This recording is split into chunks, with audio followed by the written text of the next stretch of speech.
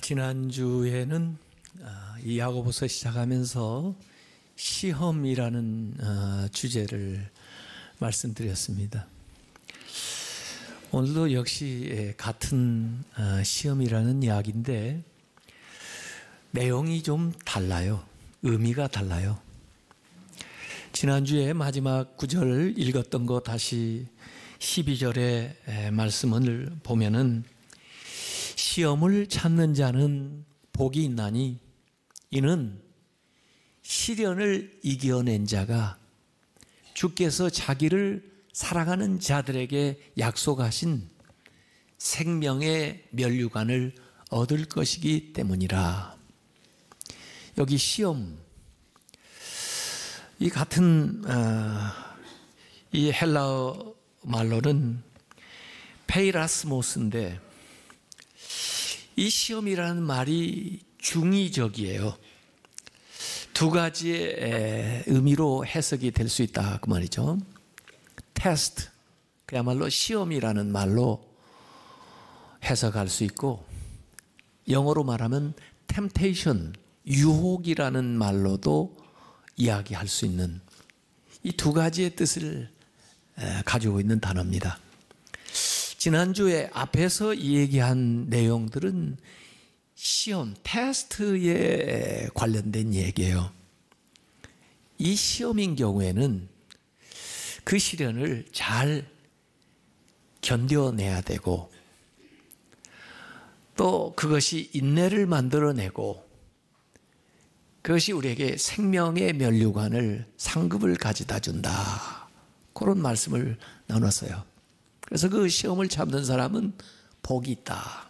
왜? 생명의 면류관을 얻게 되기 때문에. 또 그 시험은 참아야 된다. 왜?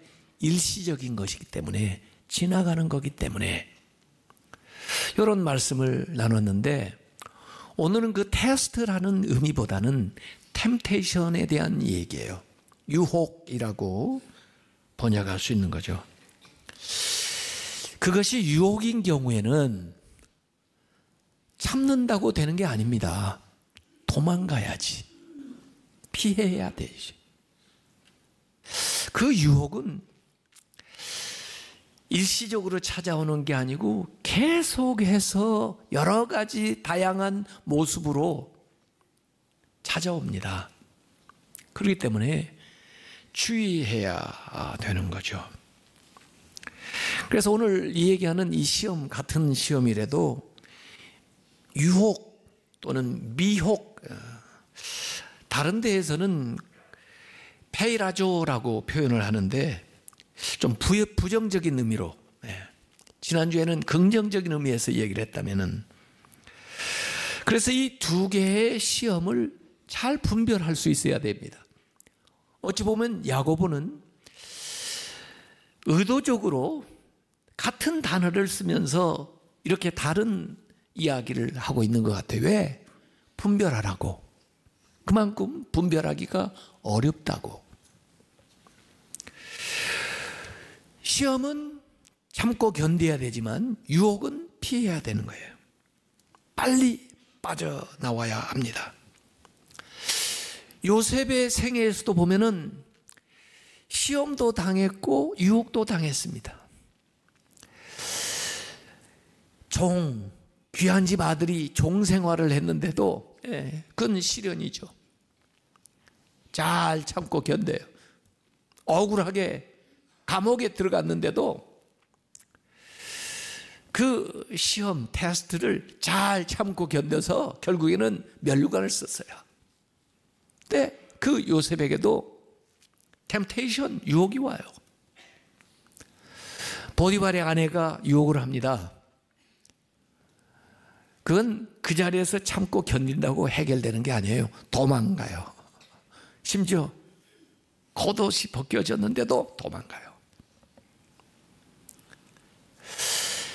오히려 그 보디발의 집에 있는 것보다 감옥에 있는 게 안전해요. 그 유혹으로부터는요. 그래서 우리가 이게 견뎌야 되는 시련인가 피해야 될 유혹인가를 잘 분별해야 된다는 말입니다. 그래서 오늘 13절에 사람이 시험을 받을 때 내가 하나님께 시험을 받는다 하지 말지니, 하나님은 악에게 시험을 받지도 아니하시고 친히 아무도 시험하지 아니하시느니라, 이렇게 말씀했습니다. 저는 사실 오늘 시험에 대한 이야기를 하면서 머릿속에 좀 생각이 있는 건 뭐냐면 고난에 대한 것도 마찬가지예요. 고난도 견뎌야 될 고난이 있는가 하면 자초한 고난이 있어요. 그 분별해야 됩니다. 그건 베드로전서에 잘 얘기를 하고 있는데, 오늘 야고보는 이 시험에 대한 이야기도 이렇게 하고 있는 겁니다. 아마 신앙생활을 하다 보면 이 초대교회에 구원을 받았다는 사람이 아마 그런 오해를 할 수 있었던 것 같아요. 내가 구원받은 하나님의 자녀니까 내가 생각하는 것은 하나님이 주신 생각이다. 내가 말하는 것은 다 하나님의 뜻이다. 그렇게 해서 자기가 생각나는 대로, 자기가 하고 싶은 대로 나아가면서 때로는 잘못하기도 하고 또 무슨 불미스러운 일을 만들기도 하는데, 그걸 다 하나님이 자기한테 시켜서 자기가 한 것처럼 하나님 탓을 하고 하나님께 책임을 돌리는 사람들도 있었던 것 같아요. 그런 상황들을 염두에 두고 야고보는 이런 말씀을 하는 겁니다. 우리 교회 이름하고 조금 비슷해가지고 우리가 오해를 사는 적이 있는데요, 만민중앙성결교회라는 데가 있습니다. 거기에 이재록이라는 사람이 있는데, 뭐 몇 년 전인가 제가 영상을 보니까 그 기자가 취재했는데 라스베가스 가가지고 그 슬롯 머신 동전 집어넣고 이렇게 당기는 거 그걸 계속, 왜 당신 이걸 하냐 그랬더니, 나도 피곤해서 하기 싫은데 교회를 건축해야 돼서 건축 작업이 필요해가지고 이 짓을 하고 있다는 겁니다. 그게 말이 됩니까? 말이나 하지 말지 말아요. 이렇게 하나님의 이름을 영광스럽게 만들어야 되는데 오히려 하나님의 이름을 욕되게 만드는 신자들이 있어요. 마치 자기가 하나님이나 된 것처럼 영적으로 교만해져 가지고 신앙생활 한다면서 자기의 뜻을, 자기의 생각을 하나님의 생각, 뜻인 것처럼 정당화시키고 나아가는 이런 사입이나 이런 이단 외에도 그렇게 잘못 신앙생활하는 사람도 있습니다. 그래서 분별하라는 거예요. 과연 내가 하는 이 생각이 하나님이 주신 생각인지, 바로 이렇게 주장하는 이 뜻이 하나님이 주신 뜻인지 내 생각인지를 분별해서 알라는 얘기죠. 오늘 14절에 이 시험에 대해서 얘기하면서 오직 각 사람이 시험을 받는 것은 하나님이 주신 게 아니고 자기 욕심에 끌려 미혹됨이니 그랬습니다. 자기 욕심, 내 내면에 있는 욕심에서 비롯된 것이다 이거예요. 내가 욕심이 있기 때문에요, 내 내면에서 욕심이 있기 때문에 외부에서 나를 미혹할 때 그 미혹하는 것과 이 욕심이 연합해서 유혹이 나에게 이제 작동하기 시작하는 거예요. 뭔가 홀린 것처럼, 잠깐 최면 걸린 것처럼 제정신이 아니어가지고 내 욕심 때문에 끌려가는 거예요. 그게 미혹입니다. 내 욕심이 시험을 만들어냅니다. 내가 무슨 수를 써서라도 부자 되겠다, 그런 사람들은요, 온갖 시험이 그에게 밀려옵니다. 이렇게 하면 부자 될 수 있다, 이렇게 하면 돈 벌 수 있다, 내가 무슨 수를 써서라도 권력을 얻겠다, 그러면 온갖 시험이 그에게 밀려옵니다. 나는 어떻게든지 쾌락을 누리면서 살겠다, 온갖 시험이 몰려옵니다. 무슨 방법을 써더라도 성적 높이겠다 그러면은요, 모든 부정적인 방법이 그에게 몰려옵니다. 심지어 선생님인 아버지가 시험지를 유출해 가지고 자식한테 가져줘요. 그건 선생도 아니고 아버지도 아니요. 그런데 그 목적이 성적을 어떻게든지 올리려고 하는 거. 그러다 보니까 이 유혹이 오는 겁니다. 제가 부총회장 나간다고 그러는데요, 어떻게든지 못하겠다 그러면 온갖 유혹이 올 겁니다. 목적이 좋으면 수단 방법도 좋아야지. 그러지 않으면 많은 유혹이 있습니다. 내 욕심이 있는 곳에 시험이 오는 걸 분명히 아세요. 그렇기 때문에 하나님이 나를 시험하는 게 아니라니까요. 자기가 자기를 시험하는 것입니다. 내 약점이 있는 곳에 시험이 옵니다. 내가 약한데 내가 뭐이 약한가를 이 사탄이 귀신같이 잘 알고 있다니까요. 약점을 파고듭니다. 돈에 약한 사람, 명예에 약한 사람, 이성에 약한 사람, 쾌락에 약한 사람, 정욕에 약한 사람, 사탄은 다 알고 그 약점을 집중해서 공략하면서 그를 미혹하는 것입니다. 그래서 조심해야 되는 것입니다. 자기가 약한 것을 아는 그 부분을 더 조심해야 돼요. 피해야 돼요. 그런 환경이나 그런 기회가 오지 않도록 피해야 됩니다. 내 욕심, 그리고 밖에서 미혹된다고 오늘 그랬는데, 텔레아조, 미혹한다는 것은요, 미끼를 던져가지고 기만을 해가지고 그걸 이끌어내는 거예요. 이 낚시하는 사람들 보면요, 이 미끼를 던지죠. 심지어 먹이도 아닌데도 미끼 비슷한 그런 어떤 가짜 미끼를 던지기도 해요. 미끼 상품을 던지죠. 대부분 어리석은 물고기는 그게 전부인 줄 알고 그걸 먹을 수 있는 걸로 생각하지만은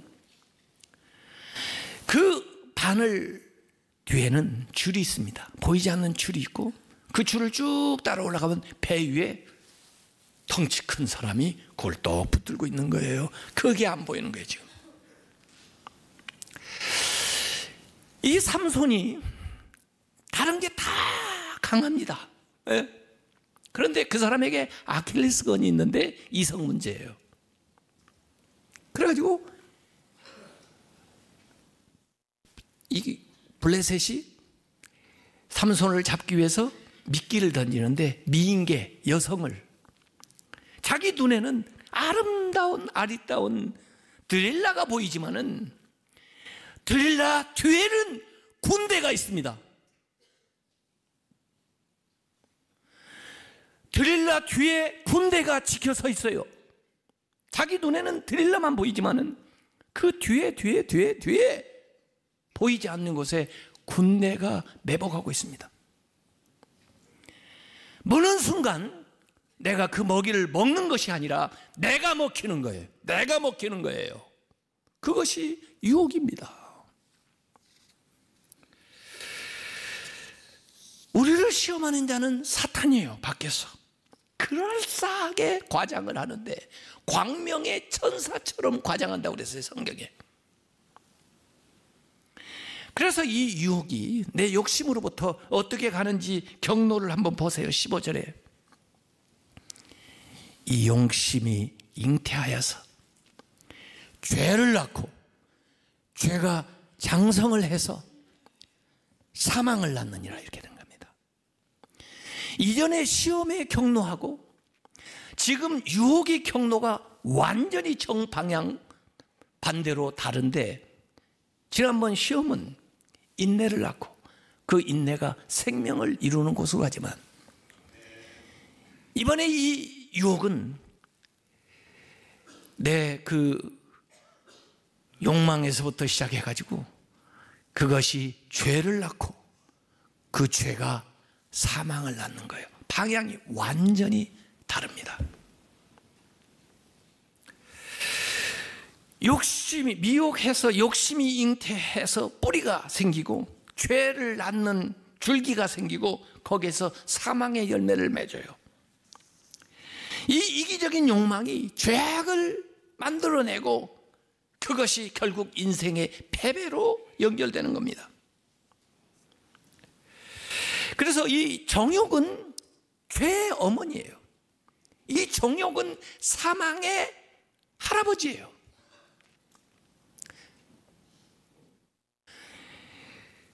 죽음은 정욕의 손자예요.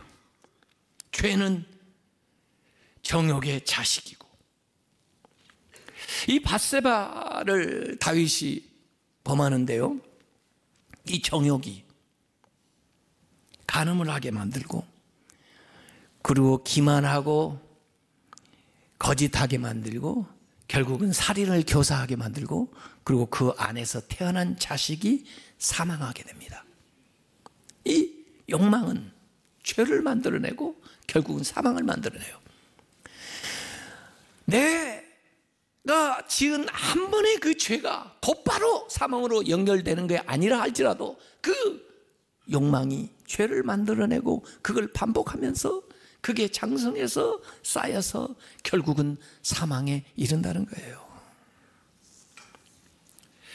내 안에 있는 내부의 이 욕망이 외적인 유혹을 불러들이는 거예요. 환영하는 거예요. 때로는 밖에 유혹이 나한테 다가와서 내 안에 있는 반응을 불러일으키는 거예요. 그래서 이 욕망이 죄악된 행동으로 발전하고 반복되는 습관으로 형성이 되고 결국 사망에 이르게 되는 거죠. 그렇게 살면서 어떻게 하나님을 탓합니까? 자기의 욕심을 위해서 살았으면서 자기의 명예를 이루기 위해서 자기의 물질을 소유하기 위해서 세상의 향락을 위해서 권력을 위해서 추구하면서 하나님이 자기를 그렇게 만들었다, 하나님이 자기를 그렇게 하게 했다, 그렇게 말할 수는 없는 것입니다. 하나님의 뜻을 따르고 하나님의 말씀을 따라 살아야 되지.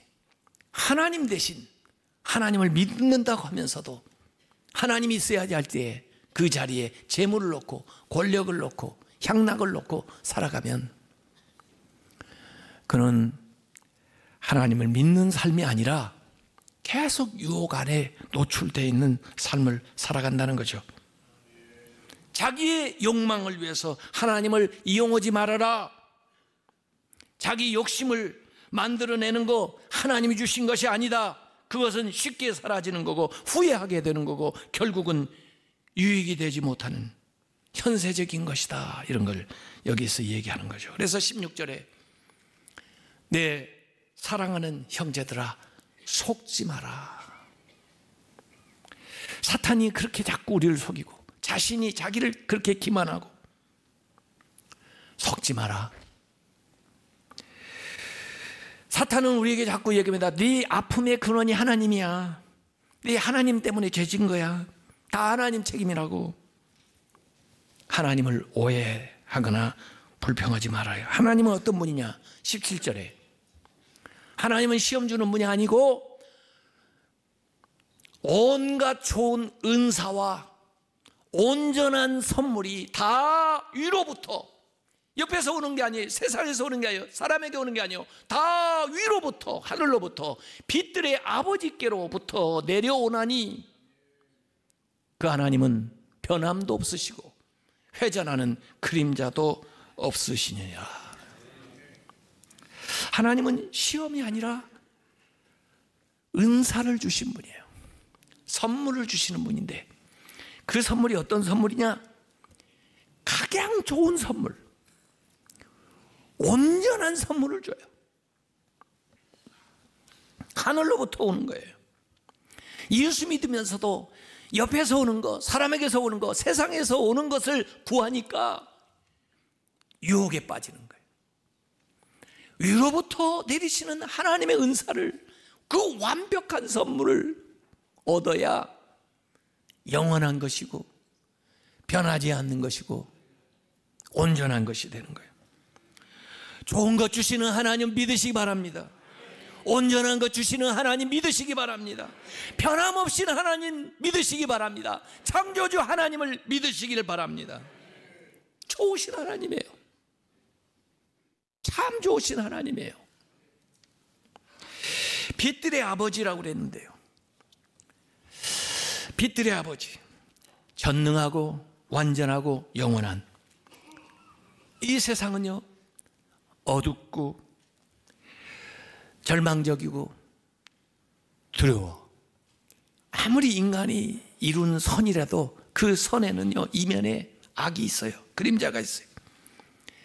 아무리 세상에서 주는 복이라 해도 그 복, 밝은 면 이면에는 어두운 면이 있기 마련이에요. 하나님이 주신 것만은 온전한 거예요. 그림자도 없으세요. 그 자체로 완벽한 거예요. 아무 후회가 없는 거예요. 18절, 그래서 그가 그 피조물 중에 우리로 한 첫 열매가 되게 하시려고 자기의 뜻을 따라 진리의 말씀으로 우리를 낳으셨느니라 그랬습니다. 우리가 첫 열매, 그리스도인이 된 것은 첫 열매인데, 첫 열매라는 뜻은 계속해서 같은 열매가 열리는 것을 약속하는 게 첫 열매예요. 그리스도인이 됐다면 첫 열매를 맺은 건데, 우리의 신앙생활이 같은 종류의 열매를 계속해서 맺어가야 되는 거예요. 그러면 어떻게 되냐? 하나님의 뜻을 따라 진리의 말씀으로 우리를 낳으셨다. 앞에 자기의 생각으로 하면은 그것이 사망, 죄에서 사망으로 가지만은 여기 하나님의 뜻을 따라, 하나님의 뜻을 따라서 진리의 말씀으로 우리를 낳으니까 생명으로 나가는 거예요. 하나님의 뜻을 따라 살게 되면은, 하나님의 진리의 말씀을 따라 살게 되면은 우리 안에 생명이 약동하는 거예요. 생명이 잉태되는 거예요. 죄악 대신에, 사망 대신에 생명이 우리 안에서 역사하는 것이에요. 진리의 말씀을 따라 사시기 바랍니다. 이 유혹에 대한 이야기를 하면서 진리의 말씀이 나와요. 왜? 유혹을 물리치는 길은 진리의 말씀밖에 없어요. 유혹하는 자가 사탄인데 예수님에게도 이 사탄이 와서 유혹을 해요. 그때마다 기록되었으되 하나님의 말씀을 가지고 예수님이 사탄을 대적을 했습니다. 예수님은 하나님의 아들이니까 당신의 권위 자체로 대적을 해도 얼마든지 사탄을 대적할 수 있는데 왜 굳이 구약에 있는 하나님의 말씀을 그걸 가지고 이 사탄을 대적을 했을까요?